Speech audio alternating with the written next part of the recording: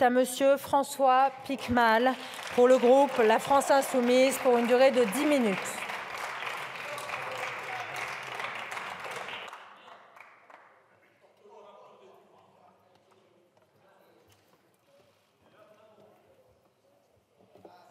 Merci.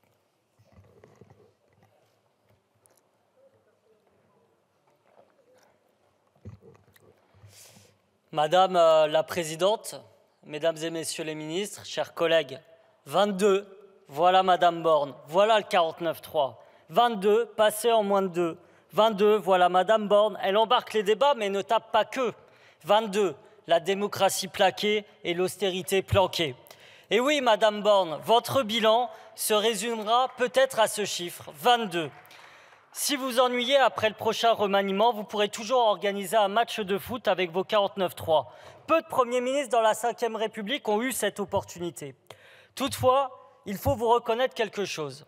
À défaut de démocratiser nos institutions, vous aurez démocratisé le 49.3. Désormais, tout le monde connaît cet article, en France et au-delà. 22, multirécidivistes, mais jamais d'aveu. Car tous ces 49.3 et vos déboires parlementaires ne sont jamais de votre fait. Dernier exemple en date, la motion de rejet sur le projet de loi immigration.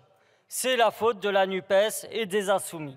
Et oui, selon vous et vos relais politico-médiatiques, ces derniers, en faisant adopter une motion de rejet contre un texte xénophobe et raciste, risquent de le rendre plus dur qu'il n'était. Alors désolé, peut-être un esprit simple comme le mien se pose la question suivante. Mais est-ce qu'en fait le problème, ce ne serait pas le texte lui-même? Ce qu'il contient, ses principes, ses idées. Mais non, le problème selon vous, ce sont ces damnés opposants politiques qui votent en cohérence avec leurs valeurs.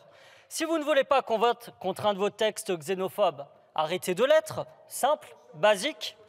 À force de courir après l'extrême droite, vous voilà prise dans ses griffes. Que penser de votre ministre, Madame Berger, qui vante désormais la préférence nationale? Il m'est venu, en songeant à cela, ces paroles d'une chanson de Sheila de Circonstances dans la période.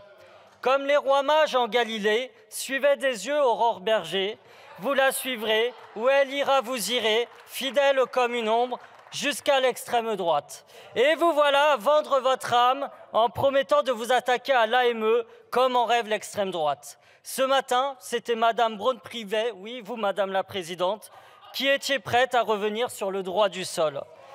Votre crise de régime ne vous autorise pas toutes les compromissions. Il faut se ressaisir là.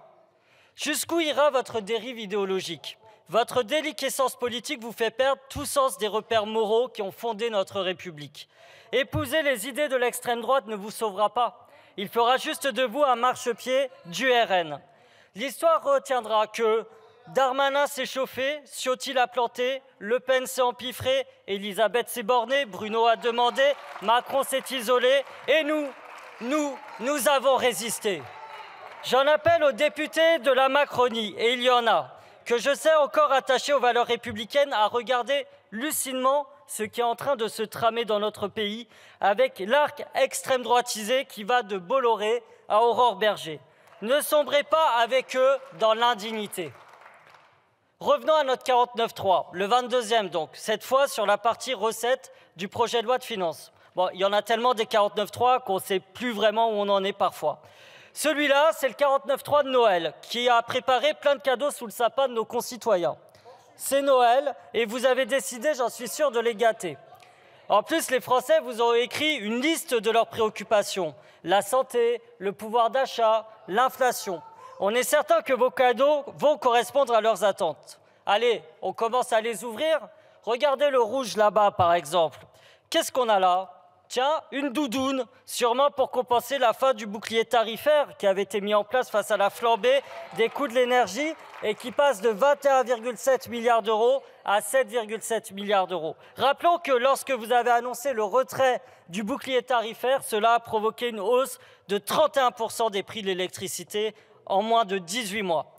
Passons au cadeau bleu, ce sera peut-être mieux. Là, le gros, là, entre deux boîtes de chocolat victimes de la shrinkflation. Tiens, c'est un livre « Ne pas être malade pour les nuls ». Ça, c'est pour s'adapter au fait que vous baissez le remboursement des soins dentaires et l'augmentation du prix de certains médicaments. Pas terrible, on va essayer le vert. Il ne faut pas désespérer. Hein. On reconnaît à l'emballage que c'est signé Tonton le maire. Un bon d'achat? Non, un bon de report. Pour le report de l'interdiction de la location des passoires thermiques. On espère que les 12 millions de personnes en précarité énergétique sauront se contenter de la doudoune et du col roulé.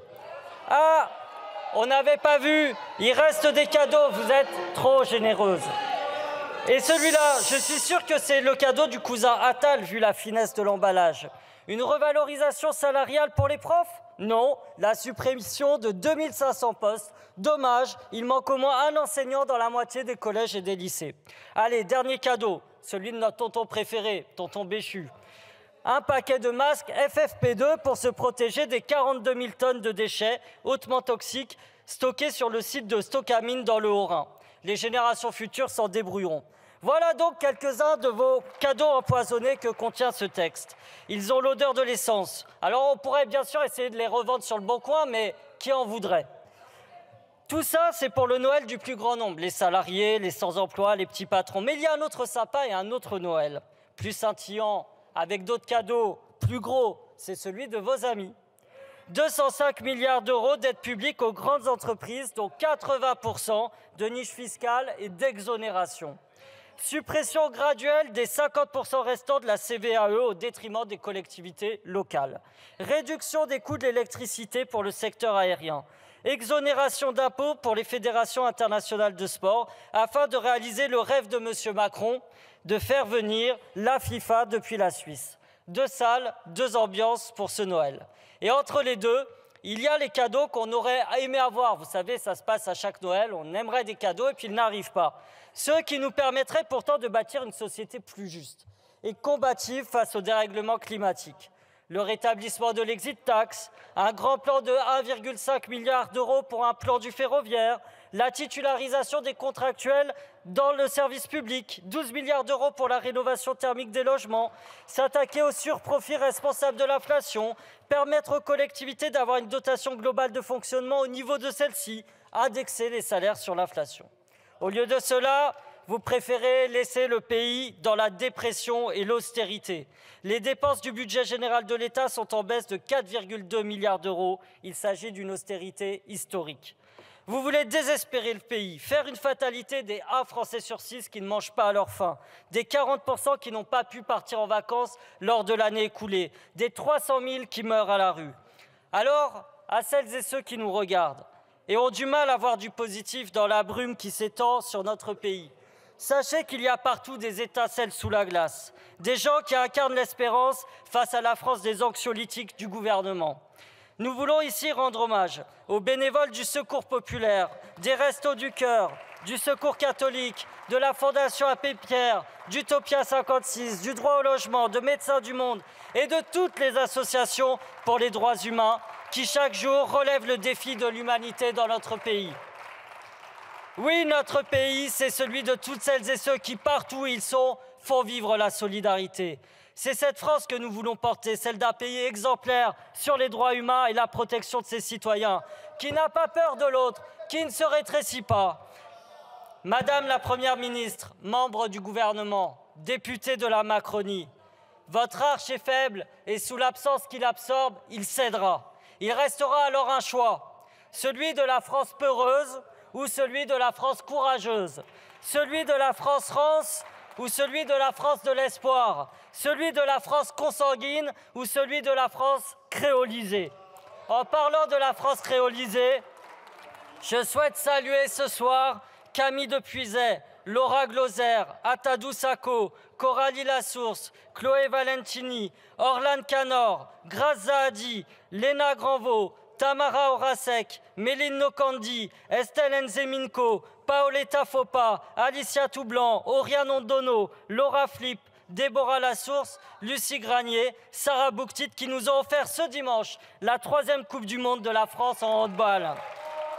Une image,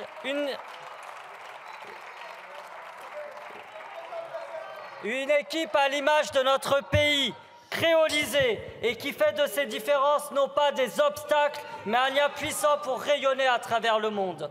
C'est ce rayonnement qui grandit notre nation et qui nous rappelle que même dans l'hiver qui est le vôtre, le printemps finit toujours par revenir. Je vous remercie.